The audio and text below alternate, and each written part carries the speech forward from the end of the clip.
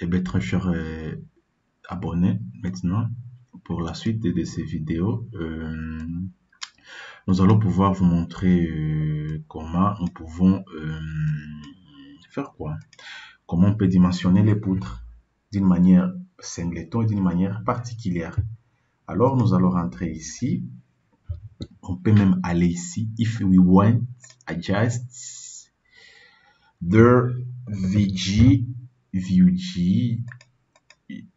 clique et cas de charge appliquée. Nor here, cas de charge. Ok. It's okay. Yeah.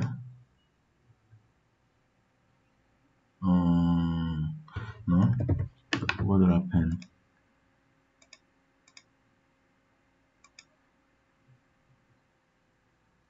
Charge appliquée, je pense. Voilà.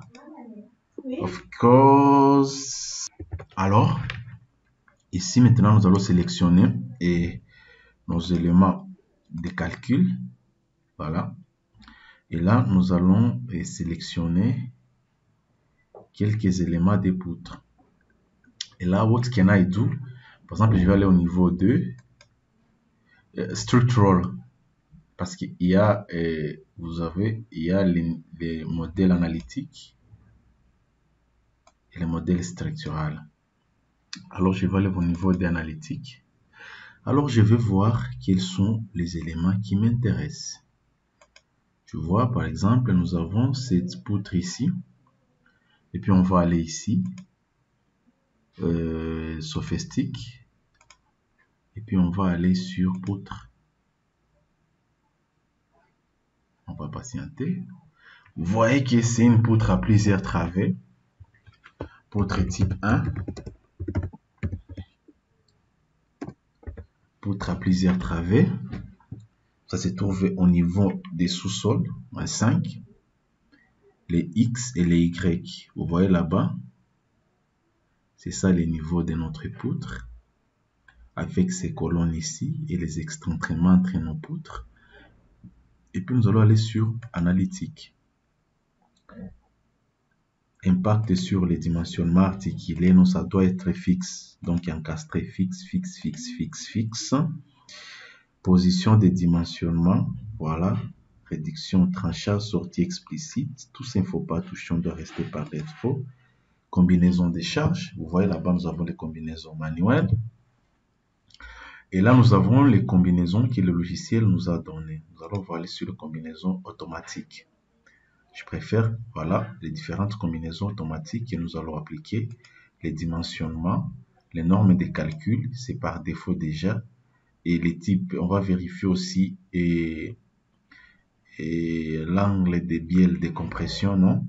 Les distributions des moments fléchissants, non. On va laisser tout ça par défaut. Vérification à l'LS. Voilà, les retraits et flouages. Creep. Le creep. Donc, les retraits et les flouages. Type de combinaison quasi permanente. Ici. Les chargements à longue durée. Durée des charges. Vérification des fissuration, oui.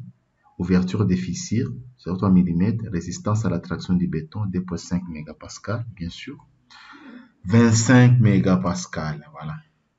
Et puis maintenant, par après, nous allons lancer les calculs. Voilà, notre poutre a été bien dimensionnée. Et voilà, les dimensionnements de notre poutre. Ici, voilà, ça va vous donner toutes les directions. Voilà, ça c'est pour le poteau. Les noms des calculs pour les poteaux. Vous pouvez modifier tout ça par rapport aux besoins. Et là, vous allez mettre ça dans les noms des calculs. Je clique, je suis sur mes poutres.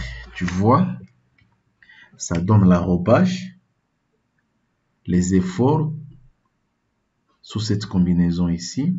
Vous voyez, les efforts tranchants, les moments MY à kN, les moments maximal et les moments min, les min et les max. L'effort tranchant maximal et l'effort tranchant minimal à kN selon les combinaisons. la combinaison N1, voilà les diagrammes. Vous allez voir qu'il y a deux valeurs qui changent, 43.12, vous allez voir. Et puis pour les toitures, il n'y a pas assez d'impact. Et puis pour la combinaison maintenant des charges dimensionnantes, c'est avec cette combinaison de charges dimensionnantes que nous avons utilisé. Voilà un peu, c'est joli, non? Maintenant ici, comme vous voyez là-bas, voilà le fil des poutres. C'est poutres continues, vous voyez maintenant. Et puis là, ça nous donne les flexions simples et les flexions composées, stylo Eurocode D. Et là, vous allez voir ici, et si vous consultez ces chapitres ici sur Eurocode, vous allez avoir toutes les informations concernant ici. Voici les moments qu'il a Newton, les diagrammes des moments max et des moments min sur notre poutre. Vous voyez, le plus grand moment se trouve ici, sur ces travées-là, presque des 6 mètres. Et vous verrez que ces travées de 6 mètres, c'est là où se retrouvent ici des parkings. C'est là où il y a des moments qui ont des grandes valeurs, comme vous voyez là-bas. Et puis par après ici, vous allez avoir les moments aux appuis. La valeur de chaque moment aux appuis, vous pouvez envoyer ça. Dawet, comme je vous ai dit, vous pouvez exporter ça sous format texte. Si vous voulez que ça puisse être sous format texte, then it's not important. And then you can just export from PDF or Word sous format Word. Et puis, ils doivent être connectés entre eux, BIM poutre. Vous voyez. Et puis par après, je clique OK, c'est exporté. Et puis vous allez voir ici les moments max. Ce qui est le plus important, c'est ça, les valeurs maximum. Le plus grande valeur maximum se retrouve par exemple des moments M. Ça se trouve, la plus grande valeur c'est 80, ça se retrouve sur les travées 3. Vous voyez des notes poutres. Et puis ici, ça te donne la valeur, la longueur minimale du poutre, la valeur du moment. Et puis la proposition des sections d'armature. Et puis voilà les dimensionnements cisaillement. Voilà les cisaillements ici. Le plus grande valeur, c'est toujours 43,21. Les travées 3 les plus sollicités. Les efforts de dimensionnement. Voilà les valeurs des moments trachants. Et puis par après, les armatures transversales. Le calcul, selon les distances. L'armature réelle, voilà, là, avec des valeurs de moment de dimensionnement. Les bras de levier à l'interne. Le VRD ici, VRD c'est résistance au cisaillement. Voilà la résistance au cisaillement, c'est en kilonewton. VRD max, c'est l'effort de cisaillement max admissible. C'est ça ici. Et angle de bielle de compression, ça ce sont les notions des cours de béton armé, ça vous connaissez au moins.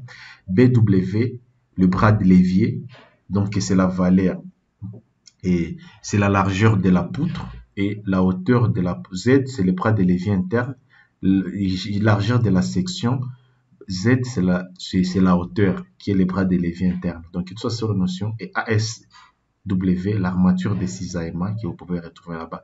Maintenant, les armatures requises, cas de dimensionnement. Voilà maintenant les armatures pour des dimensionnements ici. Les armatures inférieures et supérieures ici. Les armatures de cisaillement requises. Et puis par après ici encore, état limite de service, les dimensionnements. Vous allez voir les armatures requises. Et puis la armature inférieure, armature supérieure, armature de cisaillement. Le choix est à vous. Et là, vous avez le bras de levier, les combinaisons permanentes ici, maîtrise de fissuration. Vous voyez que vous savez très bien que pour une poutre, ça donne beaucoup de choses, les sections d'armature. Et puis les moments de flexion, MY, les déflexions ici, les déflexions finales autorisées. Et voilà, déflexion méthode zeta, vous voyez là-bas. Et puis rigidité en flexion, vous voyez. Et voilà, nous avons tout ça. Déjà avec cette section d'armature, vous allez aller dans les tableaux d'armature, ça peut être des barres de 12, des barres de 14. Comme vous voyez là-bas, et Dawet, nous avons tout ça. On peut importer ça d'Excel pour avoir des graphiques, par exemple. Voilà les notes de calcul que vous pouvez présenter dans un mode de calcul des structures, uniquement dans Revit pour le cas de dimensionnement statique. Là, on vient de montrer, on a pris la supposée poutre la plus chargée qui est en dessous et du niveau. Vous voyez là-bas. Et puis maintenant, autre chose pour le groupement, j'ai montré ça. Donc, pour les d'autres poutres, that can be the same, parce que j'ai pris seulement une poutre ici, parce que dans l'exemple.